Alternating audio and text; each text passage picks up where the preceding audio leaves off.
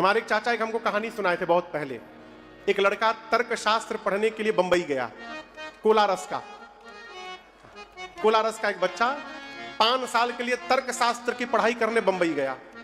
5 साल में कभी घर आया नहीं, पूरा डिग्री लेकर के आया। जैसे घर आया कोलारस में तो उत्सव मनने लगा, माँ नाचने लगी, मेरा बेटा आ गया, बेटा आ गया। घर में गया, माँ को प्रणाम किया, बाबूजी बैठे थे उनको प्रणाम किया, जाकर टेबल पर बैठ गया। बेटा आया मेरा, माँ तो प्रसन्न। माँ गई भीतर, प्लेट में 2 लड्डू लेकर के आई। क्या लेके आई? लड्डू। गिलास में पानी लाकर बेटे को रखी, कही बेटा लड्डू खा। बेटा बोला नहीं माँ, पहले तुम देखो तुम्हारा बेटा पढ़ा क्या है।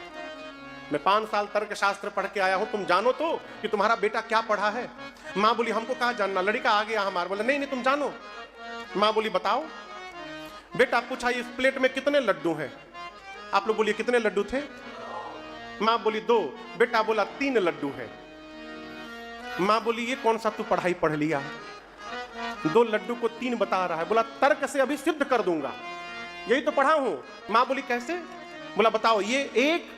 माँ बोली 1 और ये 2, 2, 2 1 कितना होता है? माँ बोली 3। हुआ ना 3 लड्डू।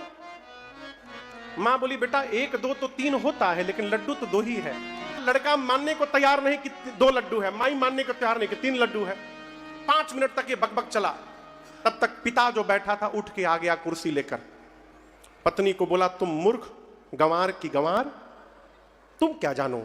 बेटे का पीठ थपथपाया, शाबाश बेटा, क्या अद्भुत पढ़ाई तूने पढ़ी है, आज गर्व हो गया मुझे, शाबाश।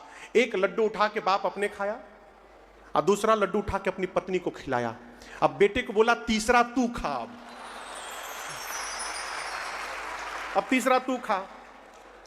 ये कथा कह रही है तर्क करने वाले को जीवन में हमेशा तीसरा लड्डू मिलता है।